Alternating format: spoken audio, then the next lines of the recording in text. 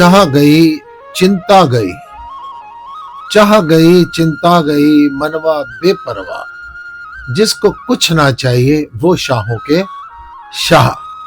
ये जीवन में सबसे बड़ी शहंशाही का मूल मंत्र है। हमारे दुखों का कारण क्या है? बस हमारी चाहत, हमारी इच्छा ने हमारे को डिस्टर्ब कर रखा है। हर आदमी अपने अपने भीतर देखे तो उसको नजर आएगा कि हमारे जो भी दुख का कारण है, या हमारी चाहत है ये हो जाए, या हम चाहते हैं ये काम नहीं होना चाहिए। इच्छाओं ने हमारे को दुखी कर रखा है। फिर आप जैसे बुद्धिमान लोग कई कहते हैं कि इच्छा ना रखें। अरे इच्छा तो रखी नहीं जाती, इच्छा तो पैदा हो रही है। इच्छाओं को कंप्लीट करने के लिए, इच्छाओं की पूर्ति के लिए उस रास्ते पर आगे बढ़िए। इच्छाओं का दबाव मत बनने दीजिए अपने ऊपर। होता क्या है, मान लो हम काम कर रहे हैं, एक आदमी इच्छा के दबाव में फंस गया, एक आदमी भगवान से प्रार्थना कर रहा है, हे परमात्मा मेरा ये काम करवा दे, मेरा काम कर दे। दूसरा आदमी भगवान से कुछ नहीं कह रहा, वो कह रहा मैं कर्म कर रहा हूं, जो होगा मेरे लिए अच्छा होगा। तो ये इच्छाओं का दबाव नहीं है। सबसे पहले चाहत जानी चाहिए। जैसे चाह गई फिर उसके साथ ही चिंता विसर्जित हो जाएगी। जैसे ही कोई गंदा नाला बंद होगा तो उसकी बदबू भी अपने आप ही समाप्त हो जाएगी। नाला बह रहा है और तुम चाहते हो बदबू ना आए, बदबू ना आए, बदबू ना आए, ये कैसे संभव हो जाएगा? उस नाले को खत्म कर दो, बदबू अपने आप खत्म हो जाएगी। जैसे चाहत खत्म हुई, चाहत विसर्जित हुई, चाह गई, साथ में ही चिंता गई। सारी चिंताओं का कारण हमारी चाहते हैं, हमारी इच्छाएं हैं। चाह गई, चिंता गई। फिर मनवा बेपरवाह। दो चीजें होती हैं, एक होती है लापरवाह, एक होती है बेपरवाह। आपको भगवान पर विश्वास है, आपके बच्चे की तबीयत खराब है, सब परमात्मा ठीक करेगा, कोई बात है, देखियो देखियो मेरे को बड़ा विश्वास है, सब परमात्मा ठीक करेगा। ये बात नहीं है। बच्चे की तबीयत खराब है, उसको डॉक्टर को दिखाना इट इज माई ड्यूटी। मैंने डॉक्टर के पास लेके जाना है, मैंने टाइम पर उसको दवाई देनी है। फिर उसके बाद ये भगवान पर विश्वास होता है, उसने ठीक होना है या उसने ठीक नहीं होना है, ये परमात्मा को सुपुर्द कर दे।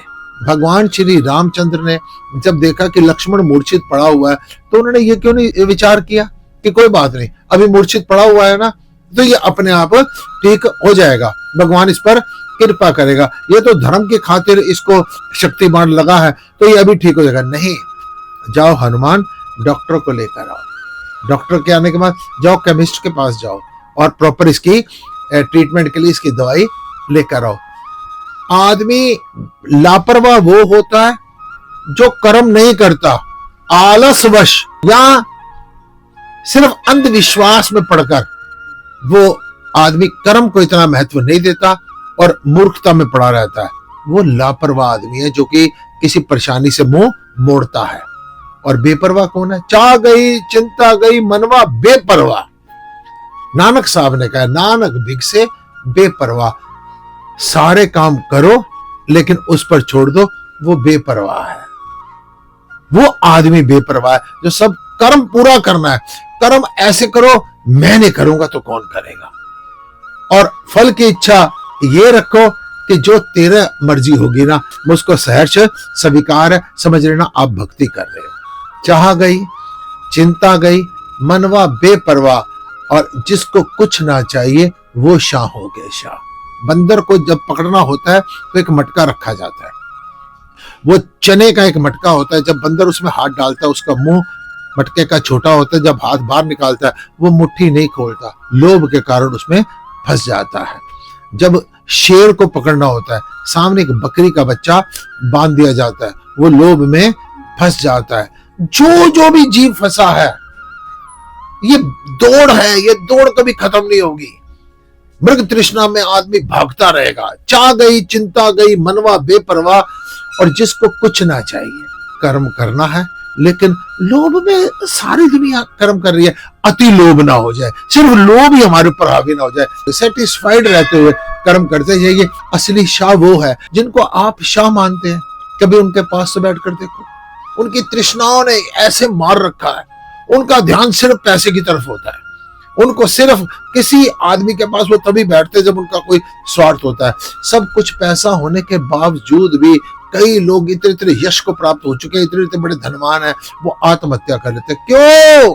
क्योंकि उनकी कोई इच्छा है वो पूरी नहीं हो रही, या उनकी इच्छा के विरुद्ध काम हो रहा है। वो जैसे जीना चाहते हैं वो फैसिलिटीज नहीं है, या गलत कामों में फंस के इतने जंजाल में फंस चुके हैं, इतने कर्जे में डूब चुके हैं कि आखिरी मुद्दा सिर्फ आत्महत्या रह जाती है। इतना डिप्रेशन में जा चुके हैं। डिप्रेशन का कारण क्या?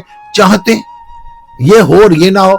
और असली शाह कौन है? आप रात को कभी किसी सड़क से निकलिए, कई लोग सड़क के किनारे बाजू को सिर पे रखा हुआ तकिया बनाया होगा और आराम से सो रहे हैं। और दूसरी तरफ इस संसार में बड़े बड़े धनवानों को देखना, बेचैनी होती है, रात को 2-2 बजे तक भी सो नहीं पाते। असली शाह कौन है?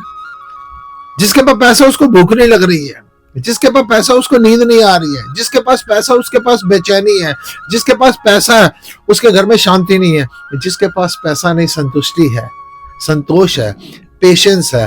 वो आदमी आराम से सो रहा है, वो रूखी सूखी खा के जीवन का पूरा मजा ले रहा है, वो हंस रहा है, उसके घर में सब हंस रहे हैं। तो असली शाह कौन है?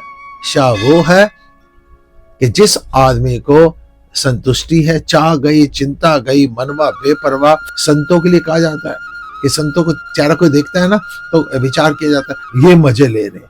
वो गलत दृष्टि से सोचते हैं, वो सोचते चाहे ये भौतिक पदार्थों से मजे ले रहे हैं, गाड़ी में मजे ले रहे हैं, इनके पास चेले हैं मजे ले रहे हैं। नहीं, वो भगवान के आश्रय में रहते हैं, वो जीवन के सबसे बड़े शाह हैं।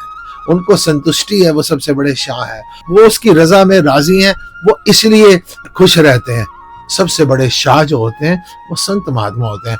आप भी शाह हैं, लेकिन क्या है कि आप केवल कुछ रख चाहते हैं, एक काम हो जाए, फिर कोई दिक्कत नहीं है। वो एक काम कभी पूरा नहीं होगा। आपको अगर कुछ करना है तो आप संतुष्ट रहिए। चाह गई चिंता गई मनवा बेपरवाह, लापरवाह नहीं, बेपरवाह, मनवा बेपरवाह, जिसको कुछ ना चाहिए। आपको जब भी किसी की गुलामी करनी पड़ती है, ध्यान देना उसके पीछे आपकी कोई चाहत है। जब आपकी चाहत खत्म हो जाए, चेहरे पर आपके मुस्कान रहेगी और आप निरंतर तरक्की करेंगे। वो शाहों के शाह। ओम नमः।